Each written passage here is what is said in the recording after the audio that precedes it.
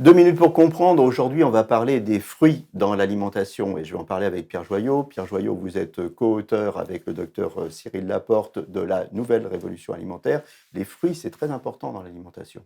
Les fruits, c'est très important dans l'alimentation, au même titre que les légumes. Les fruits sont riches en fibres, en minéraux, en vitamines et en antioxydants. Ils permettent au corps d'être en bonne santé. Donc, les fruits, c'est tout bénef, on va dire. Les fruits, c'est tout bénef. Et qu'est-ce qu'on recommande? On recommande 5 portions de fruits et légumes par jour. Et moi, je vais ajouter 5 portions de fruits et légumes par jour minimum. On peut surconsommer les fruits et les légumes sans aucun problème. On peut les surconsommer même s'il y a du sucre dans les fruits et les légumes. Oui, alors les études ont montré que consommer du sucre dans sa matrice naturelle n'avait pas le même impact que si nous consommons du sucre en dehors de sa matrice naturelle, du sucre blanc par exemple, ou alors le sucre contenu dans les jus, ou alors les sirops.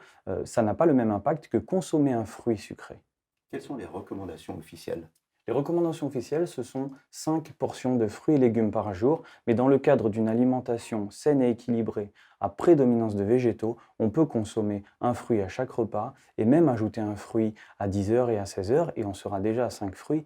Et en plus de ça, on ajoute les légumes à tous les repas et il n'y a aucun problème. Les fruits sous toutes leurs formes. Sous toutes leurs formes, qu'ils soient frais, secs, qu'ils soient en compote sans sucre ajouté, on peut les consommer et même sous forme de jus pour les plaisirs occasionnels. Et si on est diabétique? Alors, on a souvent cette question qui nous est posée, je suis diabétique, est-ce que je peux consommer des fruits?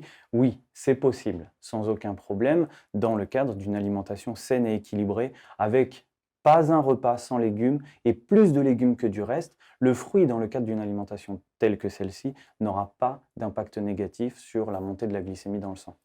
Voilà, les fruits, c'est bon pour la santé, il ne faut pas s'en priver. Nos émissions vous plaisent, alors aidez-nous à faire grandir la chaîne pour parler santé au plus grand nombre. Partagez, likez, abonnez-vous.